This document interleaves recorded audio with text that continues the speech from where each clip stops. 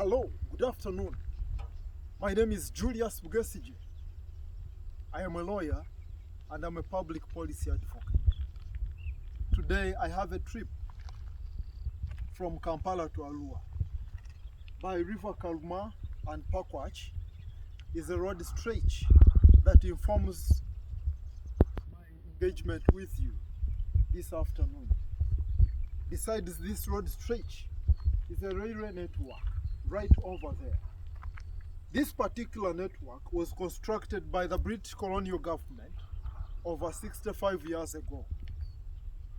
It has not been renovated, it has not been upgraded, but rather completely abandoned by our policy makers, with iron rusting and the project perishing.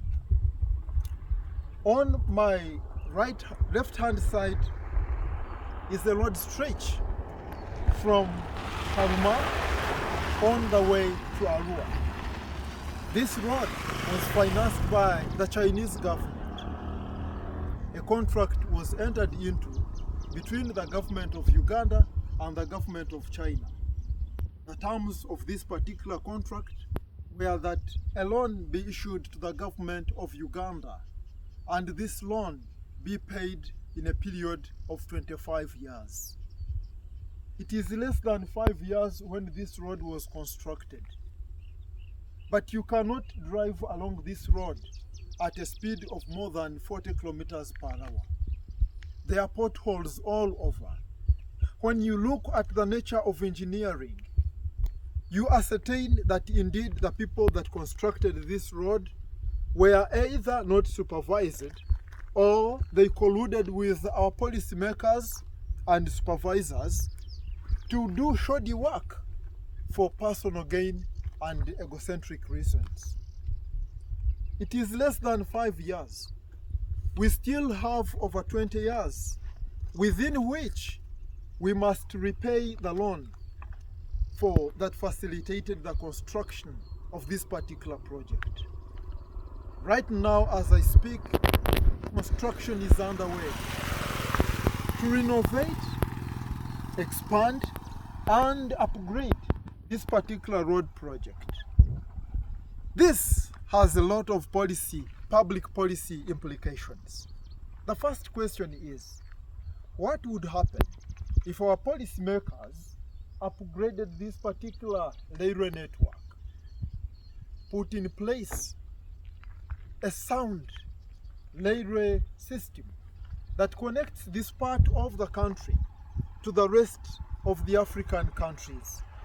This could easily be upgraded, and we have train wagons moving all the way from Arua, all the way from the Democratic Republic of Congo, transporting all the cash crops that we have in this section of the country, and easing accessibility as far as commotion is concerned. What would that imply? It would imply economic transformation, but also it would imply sustainability. Like you can see, this is a project that is over 65 years old.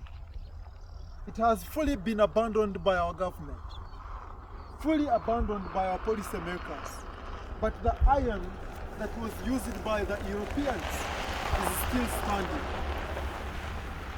Meaning that if we invested money in upgrading such, but also putting in place new railway projects, our road network would not be overstretched by heavy cargo vehicles, and as such it wouldn't be demolished with ease, as is the case right now.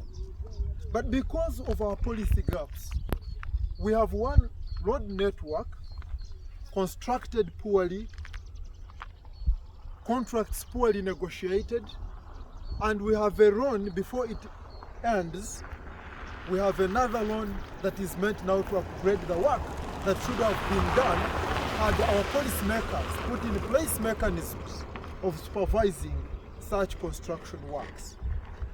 These are questions that we must ponder about.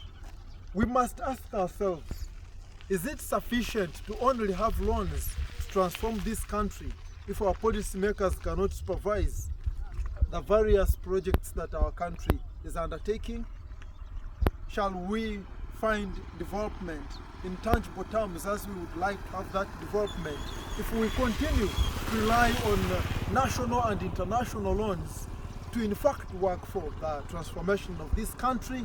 Is that going to be the viable option? Your answers are subject to your understanding of public policy, but my position is that yes, we can do better. This that I'm doing is simply meant to raise public awareness, to raise the consciousness of the ordinary people, to understand the centrality of what is happening as far as governance is concerned to their daily lives.